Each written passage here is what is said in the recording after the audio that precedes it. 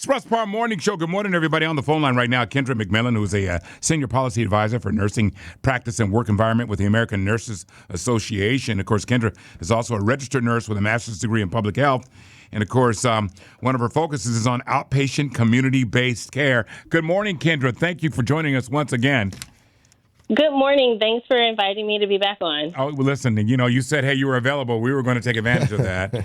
So I think the big question for a lot of folks is coronavirus is on everybody's minds. One question, will everybody get it? Will everybody be exposed to it? Because the way it's being portrayed, it's just like almost everybody's going to get this. Right. So, I think, again, it's important to highlight those that are most vulnerable, those that are most at risk. So as you've probably seen and you've probably heard, when we think about those who are most at risk, those are the elderly, those who have chronic medical conditions, those who have compromised immune systems. I think those are the people that are most vulnerable, and those are the people that we really need to make sure that we're helping out and we're protecting during this time. Yeah, now there's two things that I want to clear up real quick. The first being, if you are infected and you recover, is it true that you can't get it again for like a year?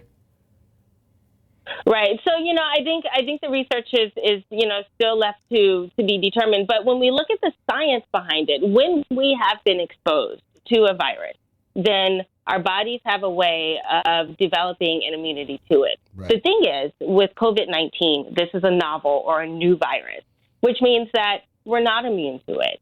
And as we're exposed, then, more people over time will have that immunity. But right now, we don't. Now, as research, continues with developing a vaccine, once that becomes available, likely, in a year's time or beyond, then that will help with immunity as well. Since we didn't have tests, Kendra, is it fair to say that we don't know when it started here in the U.S.? Because I think that is a fair presumption. And what we're going to see in the coming days, as more tests become available, we will see those numbers rise. Because we are identifying people that may have it that we couldn't identify before. Right. So are there stages to the virus? In other words, if you give somebody a test, we can say, you've had it for about 3 weeks or you've had it for a month. Are there stages?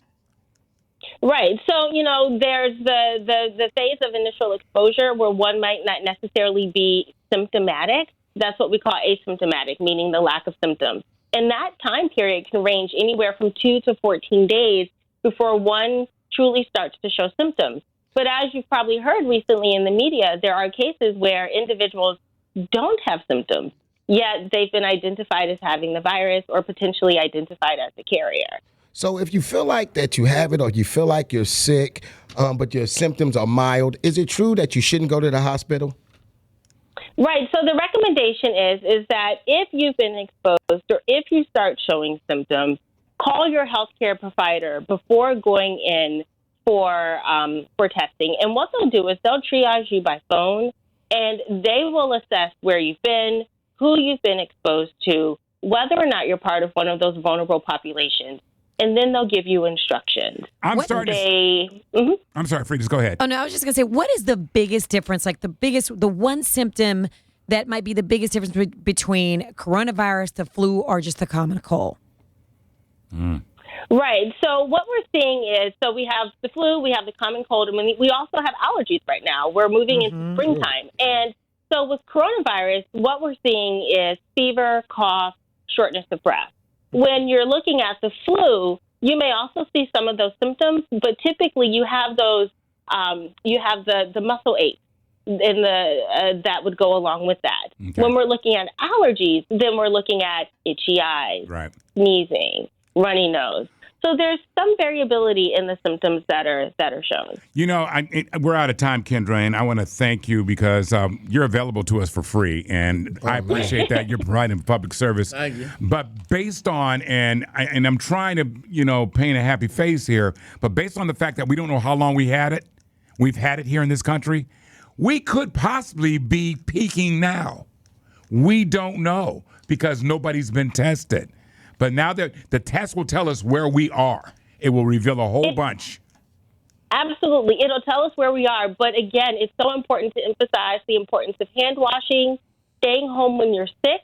But most importantly, social distancing is a public health practice that's been implemented, and we need to adhere to that. Kendra McMillan, Senior Policy Advisor for the Nursing Practice and Work Environment with American Nurses Association. Kendra, thank you. Can we check back with you next week?